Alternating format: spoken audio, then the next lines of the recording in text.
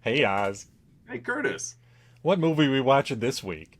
Well, we watched a long movie this week, and so I Mm, have a five-part movie marriage to help make sure we get it all covered. all right, We've got equal parts Saturday Night Fever, got it. 90-minute fiance, Okay, 8 seconds, yeah, makes sense. Star Wars, Uh and the Trailer Park Boys. huh. This week we are watching 1980s Urban Cowboy.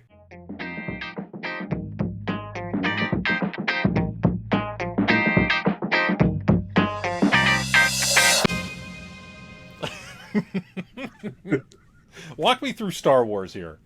Well, I feel like Uncle Bob was the Obi-Wan Kenobi to There it is. Yep, yep, it's like I'm going to mhm, drop some life advice on you, and then yep. I'm going to get struck down by the Force, There you go. and then Uh-huh. you're going to have to go on and live by the ways. Yeah. Too bad Uncle Bob didn't have a higher midichlorian count. Right. But yeah, I the Star Wars one, it was a wrinkle in there, and I'm like, yeah, I think I'll throw him on this one. But yeah, that's really it was Mhm. the Uncle Bob Bud talk Yeah, no, before before he gets struck down by lightning. it was quite literally struck down by the force. That was Palpatine up there in the clouds, just shooting force bullets Right. at him. Ah, ah. Yeah.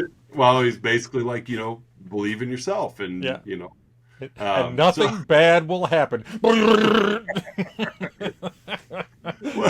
welcome back, ladies and gentlemen, to another episode of Let's Talk About Flicks, that podcast where we talk about movies and joke about them and all the other fun stuff that we do whenever we are together. I'm one of your hosts, Oz, I am the other host, Curtis. and we are here this week to talk about the aforementioned Urban Cowboy, the second movie of our month of oxymoronic This titles. could be my favorite, like, conceptual theme that we've come up with. It's And by fun. we, I mean you. This one was all you. Well, whatever. It's fun though, and It we is. have It we is have fun. several more of those kind of coming Yeah. in. I do enjoy the months where, excuse me, like there's just kind of a we just kind of play with the title. Like Yeah. Bluebees month was kind of fun, Uh huh. Hmm. just something goofy like that. So, but yeah, oxymoronic titles. I'm looking forward to rhyming titles when that comes Yes. up. Yeah. Yep. Yep. So cue to our loyal listeners. Yeah, We will have rhyming titles at some point in the future. yeah, it's not next month, but I No. do think I know it's on tap for some month next year. Yeah. So, but yeah, oxymoronic titles has been fun because well, for one, it strings together movies that have no Oh reason, God. Yeah. Yeah. Yeah. We, none we we whatsoever. went from last week's 80s sci-fi comedy to this, like, I don't know what you call it, drama, romance drama. Yeah, there's no sci-fi and there's no comedy. No. Just, it's no science at all. Yeah, none. There's fiction. There's fiction. It's half sci-fi. Right. But yeah, it's Urban Cowboy. This is again, like we talked about the end of last episode, kind of the torchbearer for the reason for the month, as Yes. it is one of my wife's favorite movies, and it's just, I mean, she's got a nice little like stable of comfort films, Sure. and this is one of them that just isn't on television. Unlike Titanic, which is on like all the time, Yeah. or Sweet Home Alabama, which was at one point in my movie marriage because I'm like, I need a movie where there's a couple that were married and then they get separated and then Hmm. they get back together. So that was in there. I had, Also I Star Wars. yeah, I had, I had, I had Texas Friends on my list at one point. It's like maybe the Ross and Rachel thing. I don't know. Yeah. And I thought, no, let's do 90-minute fiance. There I you don't, go. 'cause they don't, they were, I don't, this movie, I don't even think, I know it doesn't even cover 90 days, let alone 9 days, maybe. Hmm. But I'm like, yeah, we'll shorten it to 90-minute fiance. Well, I looked at the runtime when they got married. Spoiler alert! When they got married, and I Yeah. think it was the 18-minute mark of the film. Oh, yeah, it was like no time at all. Yeah. Which is kind of bonkers because this movie's like 2 hours and 15 Yeah. minutes. This is And it's, quite a long film for this kind of concept. yeah, I mean, they throw but it's bizarre because you feel like a ton happens, but at the same time, nothing happens. Yes. It's like It's like a Seinfeld episode. like there's a conversation. There's a conversation that Wes and Sissy are having after they've separated. Spoiler alert! Spoiler alert! And he asks her how long you've been married, and she goes about a week. Yeah. And we're like 2 hours into the movie, and you're like, he's only been in Texas for 7. Like he's only been in Texas for like 8, 9 days. Uh-huh. He's already like, wow, that's just amazing. The kind of pull that he and his family have. That it's like your third trip to Gilley's was renting out the entire place to get married. Yep. So. I think Gilley's is more of a reception hall / country music, like Thunderdome, like Thunderdome. Well, it's a real place, Gilley's, like, and it's it was a real what was a real place, and was it God, like the size of 3 football fields? Yeah, it was massive, And it's basically just a big like nightclub bar. Yeah, it's huge. Yeah, Well, it was huge, and it was like shortly surpassed as the largest like nightclub in the world by some other place in Texas that I was reading did not have a mechanical bull. Instead, it was so big they had a rodeo pit inside. I'm not kidding. so they had an actual bull. They had actual bulls you could ride in the middle, like it was that big. And I'm like, God bless you, Texas. I mean, this movie sells Texan culture. It really does. Yeah. Yes, there is no if, and or, buts about it. Yes, for better and for worse. So, before we get into the characters, let's give a shout out to Patreon subscribers: Don S, Aaron A, and Mandy K. We know you three are huge Urban Cowboy fans, so we're glad you're joining us for this one as well. So, particularly Aaron A, huge Urban Cowboy fan. Yeah. Is she really? I have no idea. All she talks about is Debra Winger. Right, Debra Winger. Matter of fact, her favorite. I remember when she would wear Winger T-shirts. Yeah. And how heartbroken she was when you told her that was actually like it's two different things. It's a band. Debra Winger is not in the band. That shirt's for the band, not for Debra Winger. She was really also. She's so sensitive. She was so heartbroken when that USA show about the crew at that like in the airport hangar wings. Yeah. When she realized that wasn't a Debra Winger biopic. Yeah. She thought it was the sequel to Debra Winger. Yeah. Like Alien and Aliens, Wings. Mm-hmm. Yeah. It was Wings. Cool. So I love it. It always works well when you have to describe the joke. Yeah. Well, I'm gonna sit the next one out as. Yeah. Well, it's like I am also disappointed sometimes when I turn on a show to realize that Thomas Hayden Church is in it. Like, I'm disappointed when I turn on a show and Thomas Hayden Church is not in it. Is not it. I expect him to be in everything that's great. I do know that when you're flipping through channels, if there's nothing to watch, you just throw on Spider-Man 3. That's true. Yeah. His performance as Sandman is moving and touching. And when that's over, if there's still nothing on, you watch Sideways. So that's all I got. That's it.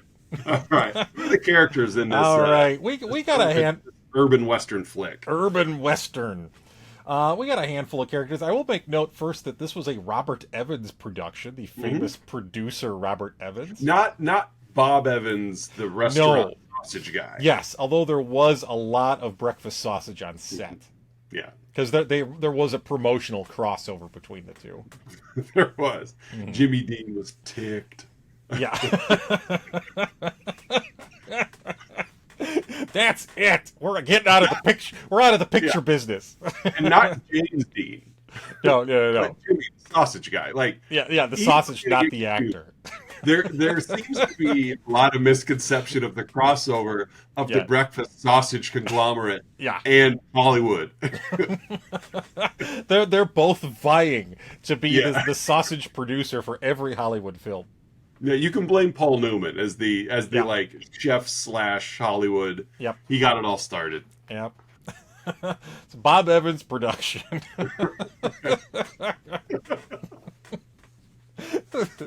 By the way, Robert Evans is probably going to come up later for one of my bads based on one of the trivia items I read. Well, it's probably not too hard to guess why. Robert Evans. Yes. So, Bob Evans production. This movie stars, there's really only two people that really matter in this. You could Yeah, argue really too. maybe three, but really two. And Yeah, those you two are Buford Ewan Davis, a.k.a. Bud, played by the one and only John Travolta. Yeah. As well as, I don't even, did we ever hear her last name? Sissy? Davis. Sissy Davis? Well, she's married to Bud. Yeah, there you go. I think it's But no, it's just Sissy. I think it's Sissy Elliott.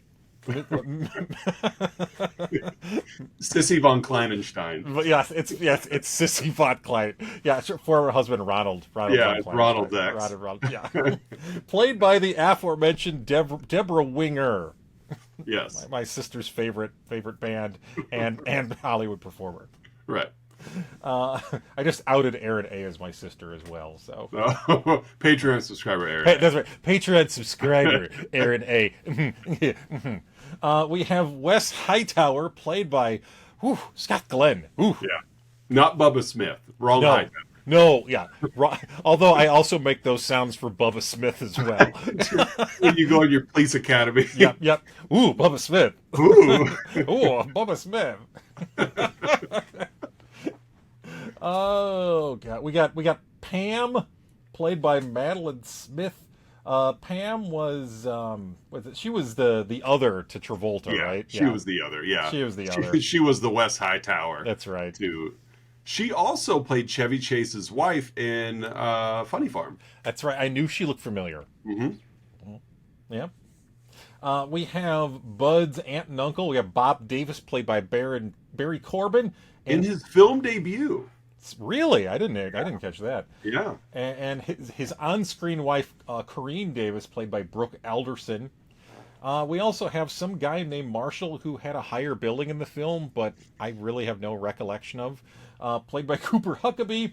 We have Steve Strange, played by the Major League's coach himself, James Gammon. Not Dr. Stephen Strange. No, not Dr. Stephen Strange. Yeah, don't get confused, guys. This movie is not about sausage and with sorcery. The two S's.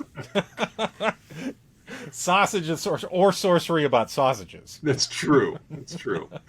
There's a joke there, but PG podcast. Yeah, we get some real life appearances. A lot of them. Yes, by Mickey Gilley, Johnny Lee, Bonnie Raitt, and Charlie Daniels himself, and his band. And the band was also present.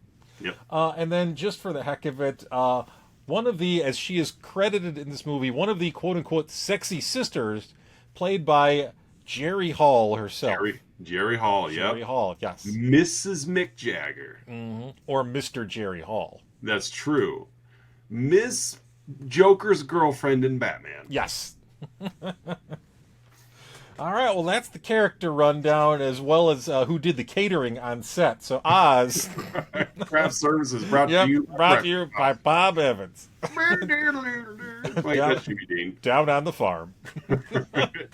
What's the plot for Urban Cowboy, Oz? It's extremely simple. Yes, it is.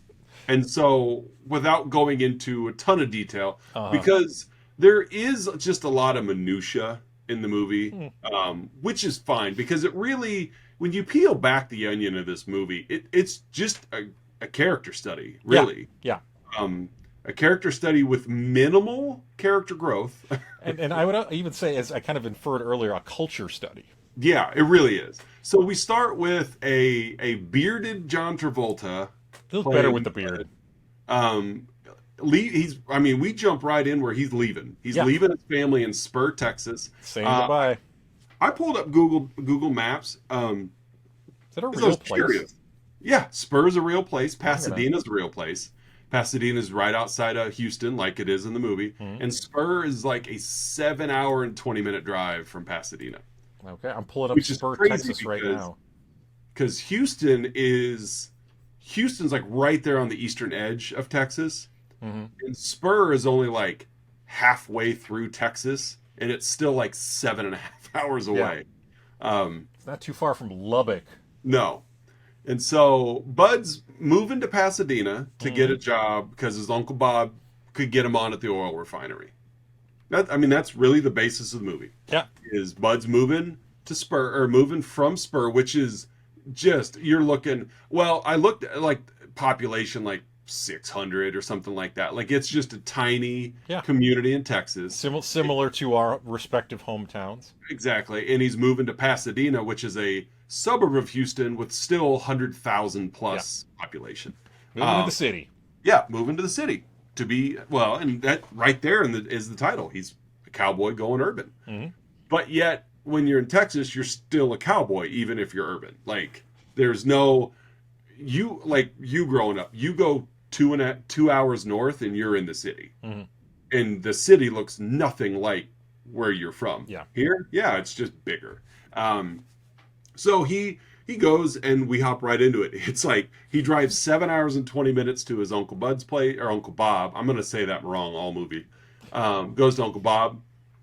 And the whole point is he just wants to make enough money to go back to Spur to buy some land. Like the night he drives all day to get to Pasadena. And then Uncle Bob's like, let's go to Gilley's.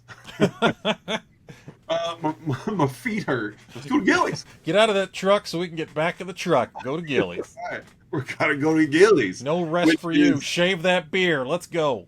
Well, not yet. He goes to Gilley's on night one. He's like he's joining the Yankees. He's got to shave his facial Exactly. hair. Yeah. It's like, come on, Johnny Damon. Let's go to Gilley's. And so Uncle Bob, I could see why Uncle Bob is Bud's favorite uncle. He might be his only uncle. He's fun uncle. He's got a case of fun uncle. He's definitely the funkle. Yeah. They poor Bud. He just spent an entire working day driving, and then you take him to Gilley's, and in no time at all, and it's like, again, we're in a town of 100,000 people, and Uncle and Bob, who's just like an oil refinery grunt, really knows everybody in this bar. Yeah, and everybody knows him. Everybody knows Bob. And then, like, in no time at all, he's like, hey, Bud, there's 2 single sisters over there. And then flash to Bud waking up in their bed. Like, one of them's going to marry Mick Jagger. Right. Like, Uncle Bob is quite the fun uncle. Like, welcome to Pasadena. Yeah, welcome to Pasadena. Here's 2 attractive 20-somethings. I'll see you in the morning. We don't have space at our home for you to sleep tonight, but we've arranged a bed. Yeah. Yeah, it never really says whose bed. It's not his. No, and it might be theirs. I don't know. But either way, he spends the night with these 2 young sisters. And I guess they're sisters. They're credited as sisters. Yeah. And then he comes home the next day, and of course he's still hungover. Come back to Bob's, and they are kind of, reading the paper and looking at each other all side-eyed, like. You just drove 8 hours, and you're really tired. You had a lot of breakfast sausage, didn't you? Well, somebody got anyway. Yeah, moving on. And so and then he goes to the refinery with Bob the next day, and he does a very uncomfortable interview with the foreman, with the supervisor, whatever. Very uncomfortable interview. Really puts the human in human resources. Yes, yeah. This guy he's a jerk. But anyway, Bud's very nervous, and he's just blabbering on, and he gets the job, and he basically you're gonna no. I want to work at this oil refinery because, again, I did the math. I had plenty of time in this movie to do the math. They hire on Bud to be a gopher. You know what a gopher is, don't you, boy? Yeah, I go for this, go for that, haha. So he's like lowest man on the totem pole. This is 1980. We're going to start you at $16 an hour. In 1980. I calculated that. That's like $65 an hour. To be a gopher. To be a gopher on the you're going to work the day shift. Yep. You're going to be the lowest man on the totem pole, and you're going to get paid the equivalent of $65 an hour. Yep. In today's money. Like, checks out. Are you hiring? Yeah. I love my job, but and overtime if you want it. Yeah. And so, but he has to shave his beard. So now we're literally. You better shave those sideburns, Mattingly. Funny but confusing you with Wade Boggs around here. So Catfish Hunter gets a job. And Catfish Hunter. Rolling fingers. exactly. Insert 70s baseball reference. So he's got to shave his beard, so now he's John Travolta again. Yep. And we're literally we're no joke. We're like 5 minutes into the movie. Yeah. This movie just it just takes off at the beginning. Yeah, it's like 0 to 60 and then hits the cruise control. Yeah, you're not wrong. And so night 2, he's back at Gilley's because he just made $700 in his first day of the job. So. Yeah. What else is he gonna do? No, nothing. He does well. You figure that's where his love life is at Gilley's. Yeah, I mean he's living with Bob and Corrine, so Right. So he goes to Gilley's, and you know we get a fun exchange as we meet Sissy. Sissy just comes up to Bud, and he's ignoring her because he's suave and sophisticated. Yep. as a true middle Texan would be, I guess. It's my go-to move. Ignore. Yeah, just ignore. She comes up, you know, she asks him if he had a beard. I did. Are you a real cowboy? Well, depends on what you think a real cowboy is. Asks him if you know how to dance. I'm a tight end for the Dallas NFL team. Right. Long snapper. I mean, duh. I'm a gunner on the punt team. Gunner. You know, asks him if he's a cowboy. He agrees that he is. Asks if he can dance. He says he can. Well, let's prove it. And then that was it. Like, these two spend the next like several hours together. I'd say the next 2 hours by the runtime, just dancing. Well, they do pretty much. It's a lot of dancing, yeah. Well, we get the full length of, like, I think it's "Looking for Love." Yeah, like they play the entire song, and it's like somehow a montage, but it's like 4-minute montage. Sure. With no cuts or So it's like, is it really a montage? I mean, you covered. It's got to be a montage. It has to. Right?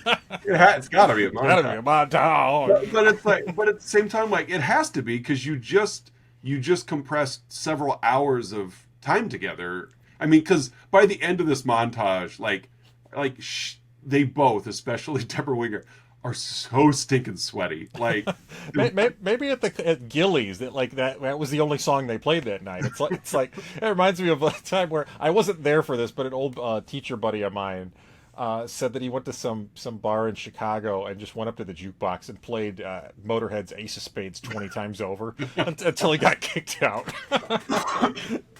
It's like John Mulaney's got a stand-up joke where he and a buddy did that. When they were like 14, they went to the Salt and Pepper Diner in Chicago and played Tom Jones's "What's New Pussycat" like 14 times in a row, and then but then seven songs in, they switched it up to "It's Not Unusual." Of course. And he's like, and then they sat back and just watched just this sigh of relief amongst the crowd when that song came on because it was something different. And then as soon as it was over, it's bump, bump, bump. What's new, Pussycat? There's a guy that just slams his hand down the screen.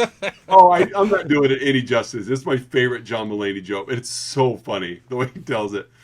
Anyway, so Bud and Sissy fall in love. He's a jerk to her from the start. Not the nicest of guys. You know? Like, keep in mind they've already had this is like his second night. Yeah.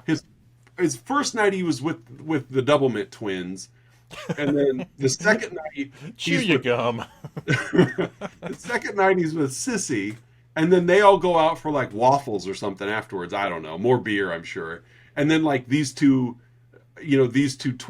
sisters are like, "Hey, Bud," and she's just like, "Well, who are they?" And he's like, "You can't expect me to not look around or whatever." So then they have a fight, and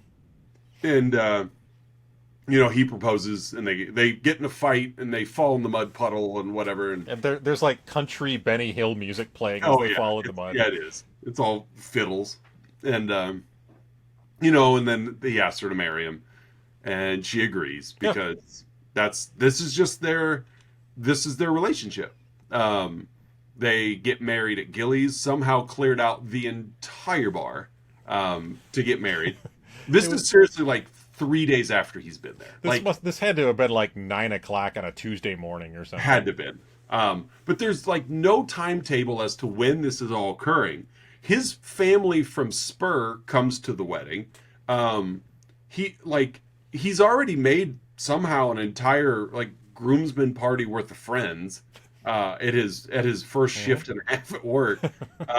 It's just mind-boggling the speed of all of this. It's a tight-knit community. Somehow he's bought her a mobile home already. Mm-hmm. Like he seriously hasn't even worked a full week yet, and he's got enough money for a down payment on a motorhome. And they fight a lot. She is very independent and very not feminist, but very much like I can do it. Like doesn't want to be told what to do. And he's very set in the gender roles of probably, and I'm saying this without any proof, probably what 1980s small town middle Texas was like. Mm-hmm. You're a woman. I do all this stuff and you don't. Yeah. And so they fight a lot. Like the whole movie is them fighting. And he hits her and he apologizes for hitting her, and he gets mad when because she also has a job. She works for her dad, and he gets mad when she doesn't have food on the table. And honestly, the biggest problem in their marriage is Gilley's. Yeah, like it really is. Like they're okay, and then Gilley's keeps adding new things. Gilley's adds. There's a lot of fights that break out because Dalton works at the Double Deuce and he's not available to work at Gilley's. Be nice. He can't be in Kansas City just and be in nice. Texas. Just be nice. Until you don't have to be nice. And so, like, Gilley puts in like a punching bag. Basically, turns it into a carnival. Yeah. He puts in a carnival punching bag, and then puts in a skee ball machine. Exactly. There's a ticket booth, and there's the ping pong ball of the goldfish. Right. He's like, guess my weight, like it. And bearded lady. It was a weird. It was big enough for a boardwalk, so I'm sure it was the 3 football fields worth of it. And so, like, they put in this punching machine, and naturally, like, whenever Bud wants to do something in the movie, everybody just gets out of his way so he can do it. Like, there's people literally lined up to see how hard they can punch this thing, and then Bud goes, "I want to do it," and then he just gets to step right up there and do it twice in a row. And then Sissy wants to do it, and he's like, "You can't do it. You're a girl. Yeah. Girls don't hit." Well, he lets her, and she punches it and hurts her hand. And basically, he's not asking if she's okay. He's just like, "You stupid girl, I told you so." Should have done what me, the man, said. Right, yeah. Me told you stop. Don't make me pull you out of here by your hair. Yeah. with a club at the other hand. Exactly. And then, more and more bickering and fighting. They live like pigs. They don't clean up after themselves. And then they go to a rodeo at the local prison, because that's the place to go see a rodeo. When you're in Texas, you can't find a rodeo anywhere in Texas. You have to go to a prison. Mm-hmm. So we go to the prison rodeo, and this is where we don't get we get vaguely introduced to Wes Hightower. Scott Glenn, his character, he's a prisoner, and he's the only one we see ride. That's about it. I mean, it's this part of the movie is in there so that he has a reason to be in there later. Like, which I guess is kind of nice that they put this in just to establish that he's a bad dude. Yeah, he's not a nice guy either. No, and so we meet him. He comes back later. So the movie goes back to Gilley's. Gilley's has now installed a mechanical bull because there was we just watched a scene in the movie where they were at a rodeo, so now we have to have a bull. Mm-hmm. And of course, Bud, everybody's lining up to ride this thing. Bud wants to ride it. Like the seas part like Moses is standing there. And so he does. He gets up there and he rides it and he enjoys it. And Sissy wants to ride it. No, you're a girl. Girls don't do Women don't do that. No. Wow. So this is where really this whole mechanical bull is the wedge in this marriage. It's the MacGuffin. It really is. The Because mechanical bull. it's, Some movies use a thumb drive. Some use an ancient script. Urban Cowboy uses a mechanical bull. whatever. If it's not as if Bud and Sissy didn't have marital problems prior to the Yes, bowl, yes. but this bowl really like took the peel off that banana. Yeah. Um, and so Sissy wants to ride the bull, and Bud won't let her. So Sissy decides, I'm going to go ride the bull while you're at work. Well, Wes Hightower has been released from prison on parole. He must have won his parole when he rode that bull for 8 seconds. Like, there's no parole All here. right, fellas. whoever can, whoever can stay on that bull the longest is out. You're either going 6 feet under or you're going home. One of the two. So he gets paroled and he gets a job at Gilley's operating the mechanical bull. It's a work release job. It is, yeah. If I'm sure that if Schindler's List would have been shot, not Schindler's List, Shawshank. Schindler's. I corrected myself. If Schindler's List was shot in Texas, He was wearing a red dress the whole time. He really stood out. right? If Shawshank Redemption was filmed in Texas, I'm sure that Morgan Freeman would have been running a mechanical bull. Yeah, So, yeah. not Phil Garcia. Old Wes. Old Andy. And so basically the first day that Sissy goes to ride the bull, Wes is running the bull. Like Bud gets in an accident at work, and he's like climbing up some like just ladder and loses, and he like falls off some scaffolding and gets his leg caught, and it was pretty near death. Like it was pretty scary for him. So he comes home early from work, and of course Sissy's not home because she's riding the bull, but Bud doesn't know that. And of course, this is where Bud gets mad at her. Yeah. Like, you're supposed to be home. Well, it was kind of, I laugh at this scene, not because of the way he's acting, but I love the choice of the director of having the camera on him as he's all like dismissive in the shower, like in the bathtub. Mm-hmm. And we hear Sissy come in and she's talking to his aunt, and we see the camera on him as he's like, he keeps looking sideways, almost like I need to start acting pathetic, but I need to wait until she's coming to do so. It's so like just shady and controlling and pathetic. Yeah, very manipulative. Yes, and but like facial acted perfectly by Travolta, as he's just kind of keeps looking towards the door, like waiting to see a shadow come in so that he can act all just wounded, when really he's apparently fine now. But he's mad. Like, where were you? You're supposed to be home. Like, I got hurt at work today, and she's like, yeah, I know. That's why I'm here. It's just she can't make him happy. Insecure man. Very, very much so. So they fight. And the Bull and Wes Hightower aren't helping. You know, Wes and Sissy it's a friendship, I would say, at this point. Sure. But Wes is also an equal, like, just puke of a man.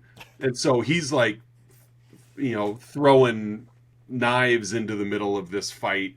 You know, they go back and Bud's like, let me ride it, you know, or Sissy's asking, pleading, fine, go ahead. You know, she was really proud of herself. Yeah. She really wanted to show Bud, I did this for you. I can do this. Yeah. Like, this is something we can do together. I know. You know, it's like a hobby together. you know, Wes like tips his hat to her, which automatically makes Bud upset. Like, how do you know this guy? You know, and then when she rides and she does well, like he just feels betrayed. Yep. Like you did something of your own volition without clearing it without with me my first. permission, Right? A man's permission. And so, you know, so Bud, who again is recovering from his injury, you know, he turn it up. I'm gonna ride it. Like, if she can ride that, because he rode it and then she rode it at the same level, and so he's like, crank it up. Like, I want to ride this thing. Prove a point. So he gets on, well, he falls off because it's on like full power. And then Wes, again being Wes, like as Bud's like getting to his knees, flips this bowl around and smashes him in the hands, like breaks his arm. Which Bud then wants to fight him with a broken arm because Bud is a genius. So they fight some more. You know, and she's so strong-willed too that she's like, I'm gonna keep doing it. You know, and Bud slaps her, throws her out, like, and that's pretty much where they're split now. Like, yeah, good, healthy relationship, good communication, very healthy. I felt so bad for Sissy in this movie. I really did. Of course, there's only one place to go in this town of 100,000 people, and that's Gilley's. Yeah, Gilley's. That's... And on any given night, all 100,000 of them are there. Crammed inside the 3 football fields. So he goes to talk to her. She refuses to talk to him. Like, understandably so. Yeah, like, she's mad. She's like, allowed to be mad. Like, you hit me. You threw me out. You completely, just talk down to me. You're so condescending. No. And she's, again, pretty plucky anyway. No. So he just goes over and grabs Pam, who just is your, can't think of the phrase I want to use, but she's not real country. Like she's like high rise, big city. I'm going to go here, but I'm going to be in my fashion height, you know. Yeah, she's like cowboy adjacent. Exactly. Yeah. Like, I live in Texas, but I'm better than all of you. Comes from money. Oh, yeah. So he just goes up to her and you want to dance, and she's just ecstatic. Like, I got myself a real cowboy. Almost like he's a bucket list item. Yep. He ends up leaving with her. Of course, at this point, Sissy's dancing with Wes. So these two are just like trying to make each other jealous. Yeah, just completely trying to make each other jealous at the expense of these other two people. Yeah. Wes doesn't care because he's a sociopath too. So. Yes, he's got his ulterior motives. And Pam doesn't quite care yet. Like, she realizes that because they go out. Bud and Pam leave in Bud's truck, and she just asks him straight up, "Are you just trying to make your wife jealous?" And he just goes, "Yep." That's exactly what I'm doing. Yep. And she's fine with it. Like, yeah, she just goes with it. Yeah, she's got a toy. Yeah, that's all she wanted. She got her cowboy, and almost like, I really don't want the strings. Like, I just want to play. Sissy moves in with Wes, who lives like in this just gross trailer behind Gilley's, like, because Sissy had nowhere else to go. She didn't want to, but that's kind of, I just feel so bad for Sissy in this movie. Oh, blah blah blah, a lot of back and forth. There's a lot of, like, Sissy comes to the house and Pam's there. Yeah. And Bud sees Sissy out on the road and waves, and she flips him off. Like, it's just your typical pettiness. Yeah. Trying to out petty each other, trying to rub the salt in the wound. Meanwhile, like, Pam, you kind of get the feeling, is kind of developing feelings for Bud. Yeah, feelings-ish. Yeah, like, I think if you're going to develop some sort of feeling for somebody that you are just around a lot, and so that's kind of where that is. And Wes is, he's, right now, Sissy knows that when I'm with Wes, Wes is with me, but she doesn't quite realize that when I'm not with Wes, Wes isn't with me. Like, he's with somebody else or something else, or he's up to no good. So, Gilley's is having a mechanical bull riding contest. Back to the actual plot of the movie. Yeah. Gilley's is having a bull riding contest, and the winner will be awarded $5,000, which is really only about 3 hours of work for Bud's job. Gets full benefits too. Well, with his broken arm, he actually gets laid off. And Foreman's like, "You come back when that's gone," and so we only hire 2 armed gophers. That's right. He even says, he goes, "Well, I work harder with 1 arm than most of these guys do with 2." And he's like, "Well, sorry, you only got 1 arm though." So Bud's really down on his luck because He has no job, and he's estranged with his wife, and he just has a beautiful, rich woman to take care of him. Poor Uh, Bud. yeah, poor Bud. Um, so he wants to go train because he finds out that his Uncle Bob magically is a former Jedi. I mean, former rodeo champion, and he needs to learn the ways in order to become the next rodeo champion. Actually, one of the deleted scenes in The Empire Strikes Back is when Yoda is training Luke on Dagobah. They Yeah, had a mechanical bull there. they did. Yeah, They did. it was hidden in the swamp. The scene, well, they use part of that scene. The scene where Luke is like balancing and Yoda, like they do it in like the seagull song on YouTube. When like Yoda like falls when Luke is falling, that's Yeah, actually Yoda riding the mechanical bull. and But that's they what that just is. took Okay. that little bit of that clip and added it just to. So, Well, yeah. I mean, not everything's made the cutting room floor. You gotta no. But yeah, so yeah, Bud went. seagulls poke your knees. I love that song. But yeah, Bud went up to Bob and he's like, I'm looking for a rodeo champion. He goes, I know one. It's me. Me, your Uncle Bob. I'm a former rodeo champion. I got a belt buckle to prove it. Um, Sissy comes back to Bud's and to collect her belongings. I'm guessing this is only like 18 minutes later. In real time. Yeah. Pam, while she's there, she cleans up. Like, she really does miss Bud, but she's stubborn, and that's Yeah. okay, and independent, and that's okay. But she cleans up after Bud, and basically writes him a nice note, like, Hmm. hey, like let's do this again. Like, I miss you, I love you. Let's start over.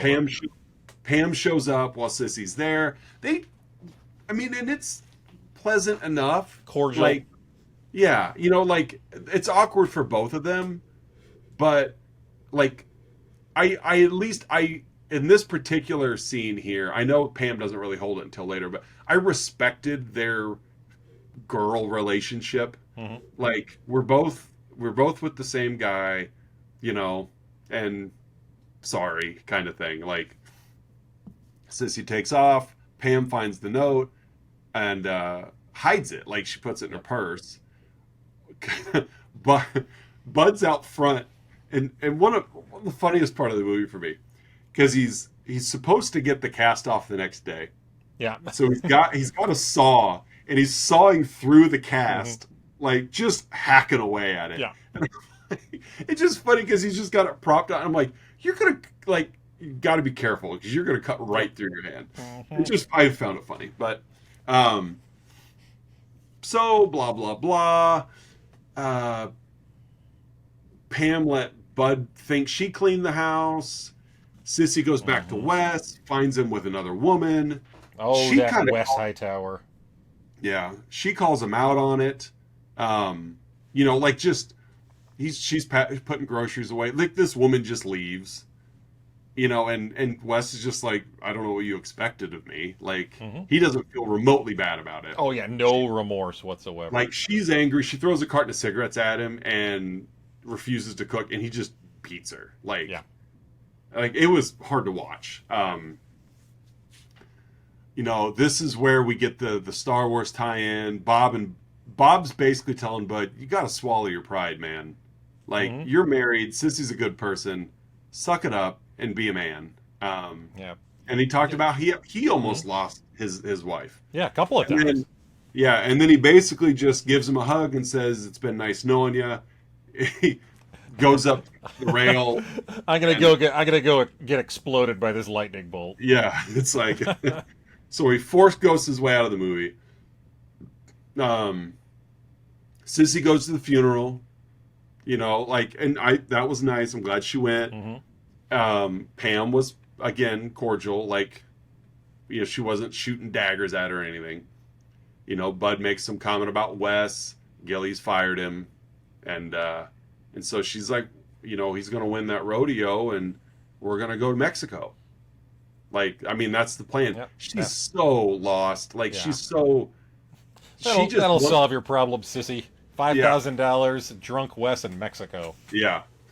So Bud was planning on skipping the competition, but his aunt's like, "You got to do it. Like, here's the belt buckle. He wanted you to have it. Just put the Do it belt for Bob. right. Put on this belt buckle. It will give you the power to win." So, It'll harness your power. right, he does. He wins the contest. Mm-hmm. Pam was very excited for him, and the only thing he was angry because Sissy wasn't there to see that he beat Wes. Yeah. And that's when Pam is just like, you still love her. And comes clean. She's like, basically, hey, Sissy's the one that cleaned the apartment. She left you a note. Yeah. I'm not going to stand in your way. Go be with her. You know, and I was like, good for you, Pam. Like, none of this was your fault, but you were, you know, a toy in this as well. So meanwhile, Wes is robbing Gilley's office because he's Literally, he's going to take all the money. Sissy doesn't realize what he's doing. She's like the getaway car. Yeah. Bud comes across Sissy. She's got black eye bruises on her face. You know, Bud is now double pumped. He's still got the belt buckle of wonder on, and even now he's got buckle of wonder. Now he's got fists of fury because he's angry. And Wes is just about to escape, and then Bud clocks him one, drops all the money, takes the belt off, you know, like Right. a WWE championship belt. He Triple H's him right in the face with it. I grabbed a kendo stick out of somewhere, like No stick.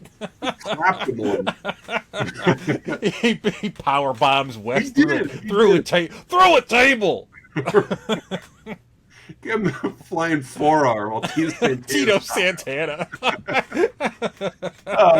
But yeah, drops the gun, drops the cash, you know, and Gilley's staff takes care of Wes. Bud and Sissy get in the truck and walk off into the sunset. While I'm guessing it's Marshall, Bud's friend is just like, "I'll buy you beer. I'll buy you two." And he's like, I'm with my woman. By the way, my name's Marshall, in case you didn't catch it. Pretty high on the cast list. I'm fourth build. And Bud gets in and puts the Sissy little Texan license plate back in the window, and they make out in the rain. And while looking for love in all the wrong places. yeah, they found love in the They right did. place. Yeah, So, they found it. and that, ladies and gentlemen, is Urban Cowboy. Suburban Commando. That was filmed on the outskirts of Pasadena. Yes, yeah, that was a loosely related sequel. It wasn't a direct sequel. It was in the same universe. Yes. Oh, by far, yeah. So, that's it. All right, hey folks, we're at that point in the show where Oz and I each give our own unique rating to the film in question, 1980's Urban Cowboy. Oz, how would you rate this flick? I'm going to give this a 2 for two-step. That's what I was gonna do. I was gonna give it Oh, two-step. yeah. 2 for two-step. Two for Beat me two-step. to it. I think we both do the same thing where it's like, what's a number that someone used in the movie? Exactly. And then that's the thing. Oh, you take that one. I'll give it a 5,000. 5,000. I'm gonna give it the address on Bud and Sissy's trailer. I'll go with 8 seconds of glory. There you go. That's a fair one. Yes. So, All right, next up, folks, is Outside Insight. Oz and I have been scouring the interwebs, searching for unprofessional reviews that tickle our funny bones, and we hope they tickle yours as well. Oz, what is your Outside Insight? I've got a 5-star review left on Letterboxd by Caroline. Okay. She left this on February 17th of this year, and it's a short one. Caroline says, "Lesson learned. You could always be with a man who is more abusive, so be grateful."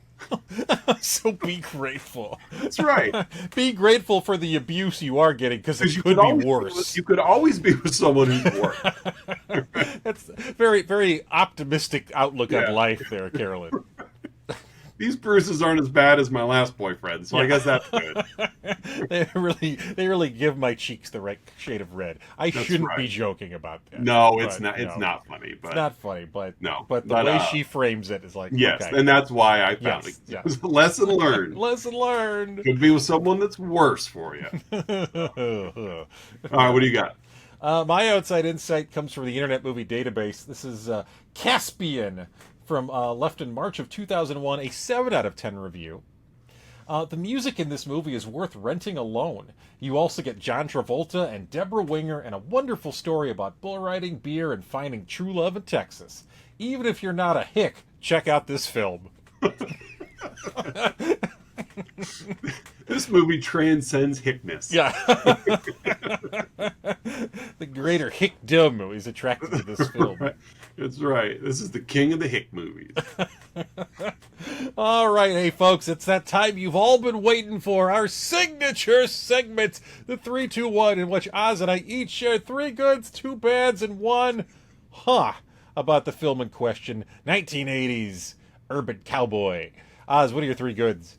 My first good is, and we didn't mention the fact that this is like an early Travolta career movie, which means he's required to dance.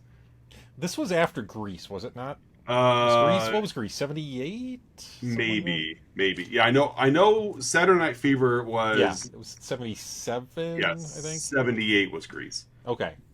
Saturday Night Fever was 77, and then Grease in 78. So still early in his career, but starting to become more established. Yeah, and so my first good is Debra Winger's ability to keep up with Travolta dancing when they were two-stepping. So, because I mean, at this point, we know Travolta can dance.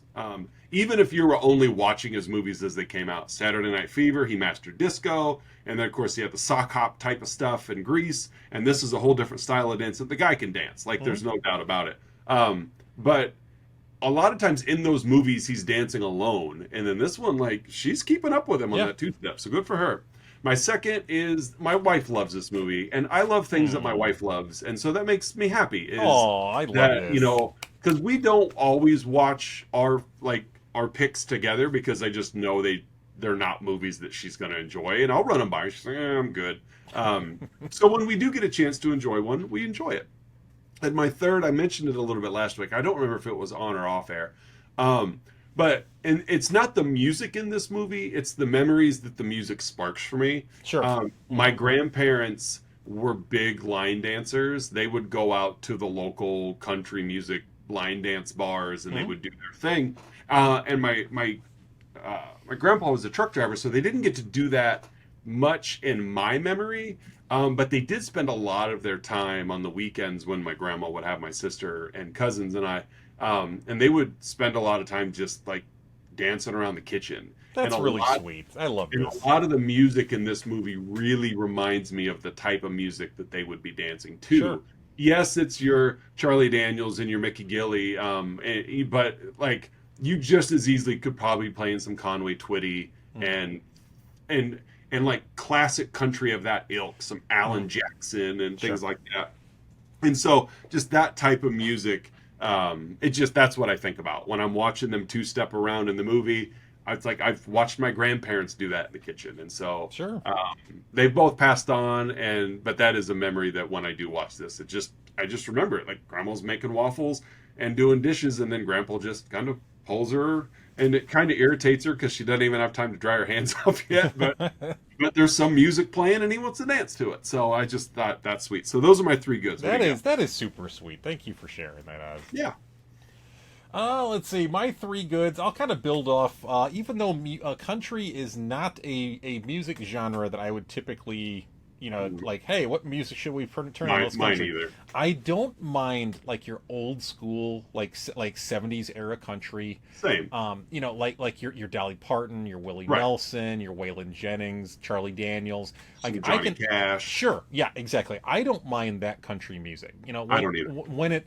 and ironically, this movie kind of kickstarted the pop country genre or like subgenre, which is really where it's like, okay, that's not my thing right there. But some of the music is okay.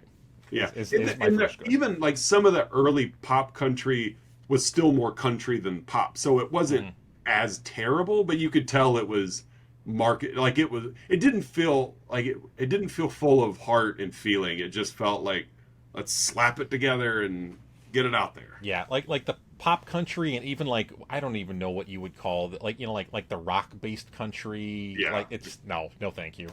Right. Yeah, old school country good. My second good, let's go with the calling out of male pride at the end when Bob's like, look, I like it. like, you've got to apologize, swallow your pride. I've been there. Like, this movie is really bad in some ways. You know, it really shows. It and I as I was watching this, you know, one of my favorite TV shows of all time is King of the Hill, Mm-hmm. which to me is it. King of the Hill is great for a wide variety of reasons, but one of the best ones is that it does such a great job of both celebrating and denigrating Texan culture. Like, it celebrates the best parts of it, but it also calls out some of the worst parts of it as well. And at the end here, Bob is like, you've got to learn. Otherwise, this isn't going to work. Like, you're not going to be a happy person. You're not going to be able to save this marriage if you don't suck up your pride. Right. So, it took about 2 hours to get there in this movie, but Right. when it finally got there, it's like, okay, message received. And my last good Oz, we talked about this a little bit pre-show. Scott Glenn is hunky in this Yeah. movie. Whew. What a piece of man meat Scott Glenn is in this. It's like 40-year-old Scott Glenn. Yeah, As they were filming this. It's rare that you can wash your laundry and then dry it on your own house. Like, Yes, Scott Glenn rivals, what did I call it? Peak meat Brad Pitt Yes, from Legend of the Fall. yes, Scott Glenn walking into that diner wearing nothing but I don't know what that was, like a or I think we were talking about it a little bit last week, the sports penny. yeah, like a PE Kenny. Yeah. Yeah, so Scott Glenn quite hunky in this. So Yeah. for anyone who finds males attractive or good looking, or who is just looking for a male to ogle. Yeah, he's like wiry muscles. Like, Yeah, he's not jacked. no, he's not cut, but he's like Bruce Lee kind of built. Like, Yeah. small frame, but you see every muscle on the guy's body. So kudos to Scott Glenn. And you get the sense, and I could be wrong, but I get the sense like he was giving off this like David Carradine vibe. Yeah, I could see that. That it's like that's kinda- probably just the shape he was in anyway. Yeah. Like, this doesn't seem like a role that it's like, we need you to get in peak physical condition. He's probably just like, he just showed up and he's like, is this good? I took this PE penny off a kid who was playing intramural soccer back there. Right. It's like, but it is like, you just get the vibe. Again, unlike like a Marvel movie where you could tell that those guys work insanely hard Yeah. to get every muscle defined. Like, he and just looked like this was fasted for shaky 3 to days. Yeah. Yeah, so Scott Glenn, hunky man in Urban Nice job, Cowboy. Scott. Way to go, Scott. If you're listening. Keep up the good work, Scott Glenn. Oz, what are your two bads? Abusive men is number one. Oh, yeah. Can't Like, overlook that one. I get a feeling the only reason everybody like everybody knew Uncle Bob for the same reason that like the vampires in I Am Legend knew about Will Smith. Like they all cherish him because he hasn't hit any of us.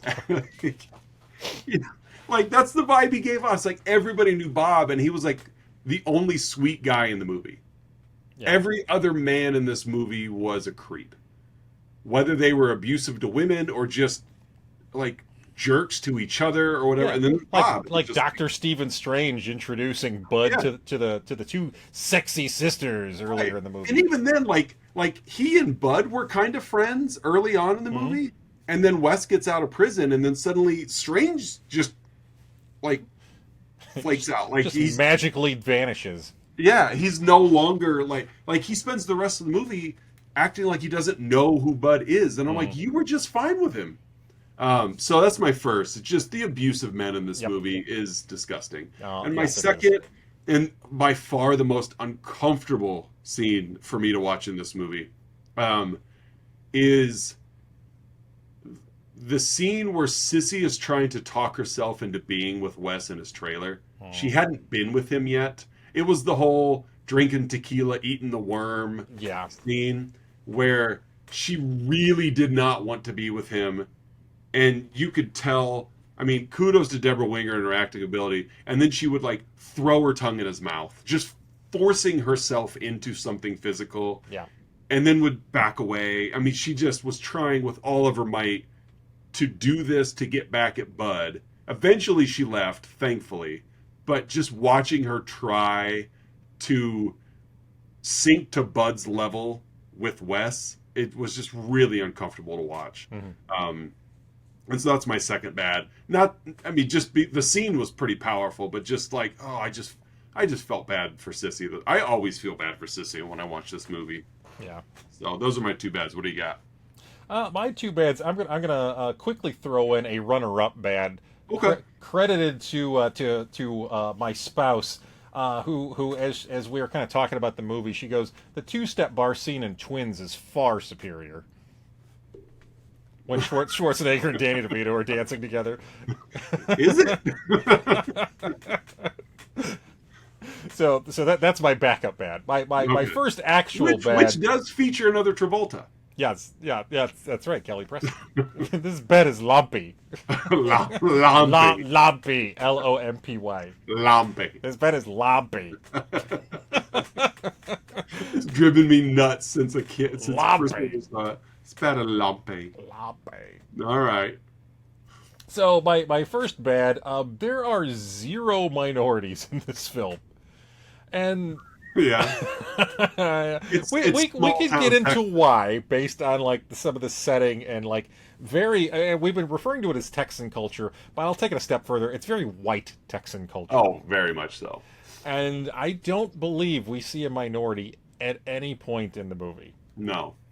And again, we're in the world's largest nightclub. There's Yeah. thousands of people there.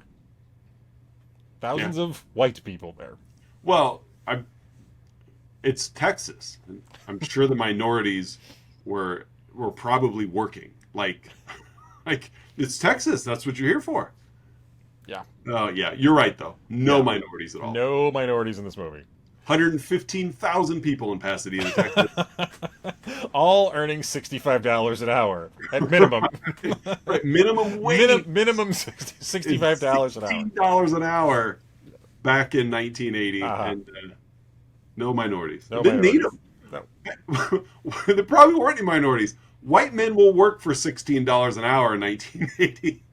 Like, we would have no unemployment if we paid $65 an hour now. Yeah.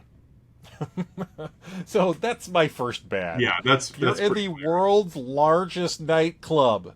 Yeah. There has to be some racial or ethnic minority somewhere. Well, they all kept going north because there was a lot of minorities in Saturday Night Fever, which took place in like There you go. New York. So they just kept going. My second bad, as I alluded to earlier in the show, producer Bob, a.k.a. Robert Evans, tried to replace Debra Winger early on in production because he thought she wasn't attractive enough. Yeah. You know, bag. Did you see who the first pick for Sissy was? I thought I read someplace Sissy Spacek. It was Sissy Spacek, yeah. And she and John Travolta did not get along. Probably because he tried running her over with a car on her prom night. Probably. That could have had something to do with it. Maybe the pig's blood. Wouldn't it be something if Sissy Spacek was really that petty? Because of what fictional you did to fictional me in that other movie, I'm going to get you I'm back. not going with that man. Like, why not? No. Tried running me over on prom night. Like, he's really just an idiot. I hold fictional grudges. It's like those women that, like, when their husband does something wrong in their dream and they're mad at them in the morning. Sissy's just holding them like, no. He and his girlfriend tried running me over with a car on prom night, Mama. I even tried telepathically setting him on fire. Like, she's actually afraid of him. She's like, I killed him. I know it. Yeah. I know why he's here.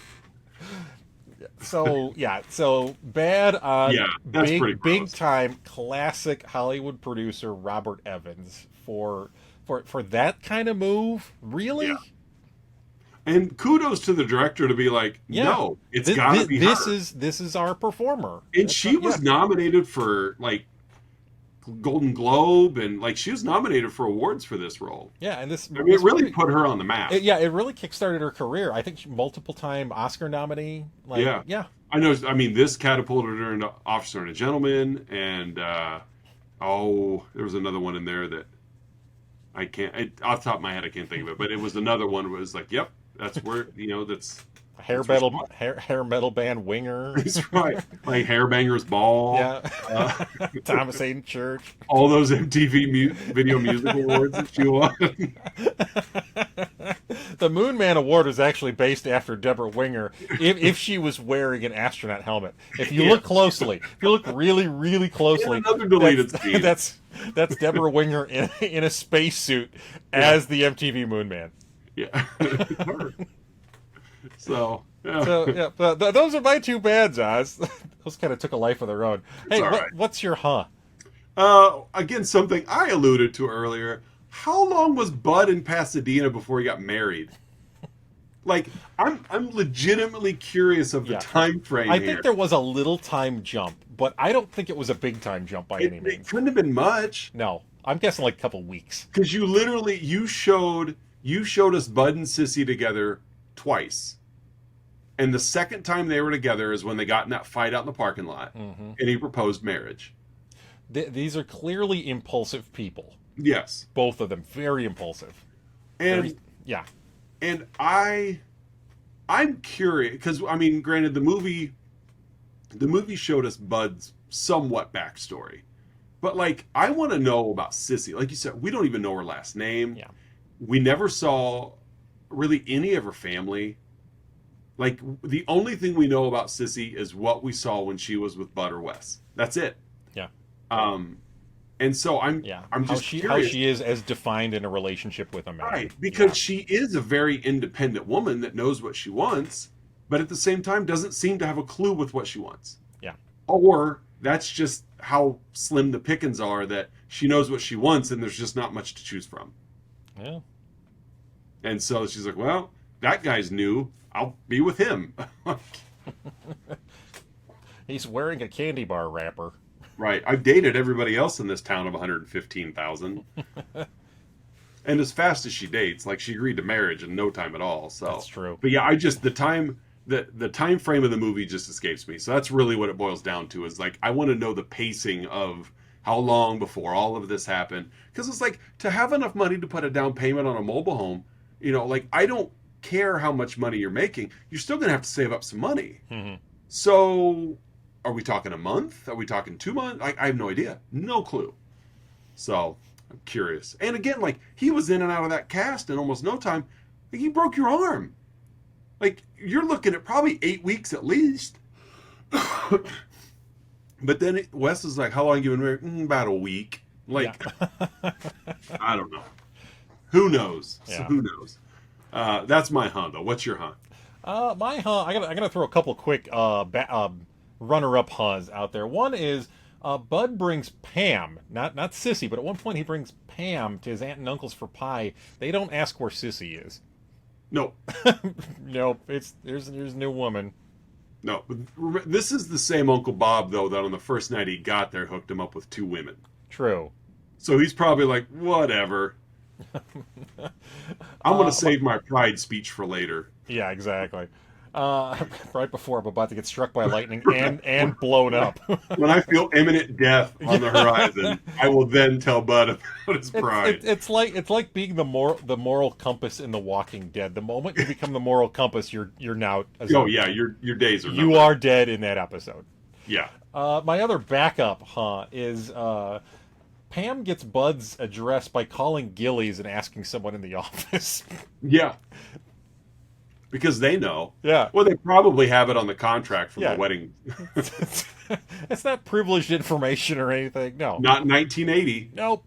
When you and I registered at college, our student ID number was our social security number. So that was in the late 90s. And they made us custom T-shirts with our social security numbers on it, in case we forgot it. Yeah. So everyone would know. That's gonna get but you. Yeah, 1980. No, that probably wasn't privileged information. Yeah. It was trailer number 3. Yeah. So my actual Oz is early in the movie. The Bud is they're at Gilley's because where else would they be? Right. And that punch force thing was there. So Yep. this is before the mechanical bull. You know, the thing where you punch it as hard as you can, and it I tells you think how that game was called Strike Force. hard. Hence the Tito Santana. There you go. Like Him and Rick Martel. Yeah.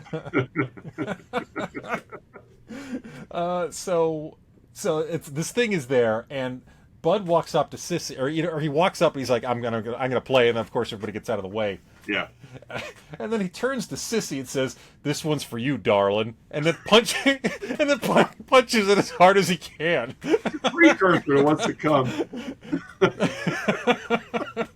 I can't. It's not supposed to be funny, and like No, taken it's out of not. context, it's awful. But it's like this prideful man at this big bar walks up. "This one's for you, honey," and then and then punches this thing as hard as he can with a big smile on his face. Just remember, honey, I'm thinking about you when I punch this thing as hard as I can. I'm just picturing it. This is your face. It inspires me to be my best. I don't want you to think I pull my punches with you. I give it my all. No. You have my whole heart. You're not first or last. Right. I love you to the moon and back. Yeah, so that's my is Bud's choice of words. Yeah. This one's for you, darling. Punch. Boom. Yeah, good point. Very good point. Yep. Yeah, I about stopped in my tracks when I was watching that. Like that's my There it is, right there. Well put. After all this conversation of abusive men, that should have been a red flag. Because he was pretty nice to her up to that point. Hey, Sissy, this one's for you. Hey, watch how hard I punch this when I'm thinking of you. You inspire me, girl, Right. to be my strongest self, particularly in my right arm. Right. You give me my fists of fury. Oh, man. That's Urban Cowboy. It's Urban Cowboy, everyone. And we will be back with another oxymoronic title. Next week, it's yours. What are we watching? We're fast forward a little bit, all the way to the mid-90s, Oz, for 1994's Jim Cameron-helmed True Lies. Fun movie. Yes, very fun. Also problematic, as we talked about pre-show. A little bit. Yeah, just like Urban Cowboy has its fun moments, problematic. True Lies, fun movie, very problematic. Yeah. Also, really problematic on the marital front too. It's been a long time not being honest with your wife here. Yes, 15 years. Yeah. So luckily, we wrap up our month with a movie with no relationship issues at all. None whatsoever. No relationship issues in that one. True Lies will be episode 99. I know, folks. we're 2 episodes away from 100. We're almost there, Oz. I know. It's kind of exciting. I really am excited. It is. Triple digits, my friend. Yeah. Episode 100 on the horizon. I will say... Oh, go ahead, sir. I was just saying, of our 3 I'll be quick. Of our 3 Patreons, I think Mandy K will like episode 100 the best. Oh, absolutely. Absolutely. Yes. And I think Don S. will like it if he watched it. But I know it's not really his flavor. And that's okay. I had reached out way back early in our podcast history to the hosts of one of my favorite podcasts, Werewolf Ambulance, where it's a duo and there's like a 10-year age gap, I think, between these two. But it's Katie and Alan out in Pittsburgh, and they just cover horror films. And I reached out and I said, hey, we're just getting rolling. When did you guys, because they're like 400 plus, closing in on 500 episodes. And I'm like, when did you start seeing your viewership pick up, your listenership pick up? Because they're just podcasts. And they said, things really turned around after episode 100. And I was like, cool. So that's kind of been... I mean, not that I needed some wind in my sails, because I just love chatting with you, but that's been a little bit of because there's, I won't say growing pains. We did hit subscriber number 50 on YouTube this last week. Yay! We had a gentleman comment on an episode. Give me a moment. I'll tell you what episode it was. If I can find it. There's no guarantee I'll be able to find it, because I did reply to the comment. But yeah, he had commented on the episode, and he said, hey, I'm glad that you got your 50th subscriber. So thank you, Mr. 50. I don't remember your name, and I apologize for that, but it was Mr. 50. Is Mr. 50. Mr. 50. That's what he does. He just looks. He looks for channels with 49 subscribers and enjoys subscribers them. and becomes Mr. 50. So Mr. 50 to save the day. What was that Tom Selleck movie when? Is that like Mr. Baseball? Mr. Baseball. Wasn't there a Bernie Mac movie where there was like It was Mr. 3000. There was Mr. Baseball and Mr. 3000. Mr. 3000. Yeah, I knew there was some Mr. Baseball combination in there somewhere, but yeah, but it's Mr. 50. So, yeah, we have 50 subscribers, closing in on 100 episodes, and we got another like 4 years in the cannon. Yeah. So I think until we run out of movies, I think we're good to go. Yeah. But yeah, we will be back next week for True Lies, social media-wise, Facebook, Instagram, and Twitter. There's a link to Patreon down below. Hey, tell everybody you know that episode 100 is coming up. It's coming up. It's going to be a big one, folks. We're going to do it whether you're here or not, so you might as well come to the party. Yeah, whether you're Mr. 50 or Mr. 100. Yeah. Either way, we'd love to have you for episode 100 because we're covering a movie that everybody loves. It's on everybody's top 5 list. Everybody I've talked about loves the film that we're covering for number 100. But until then, we got to wet the palate with True Lies for next week. So, for another episode of Let's Talk About Flicks, I'm Oz. I'm Curtis. And we'll see you guys with episode 99, True Lies.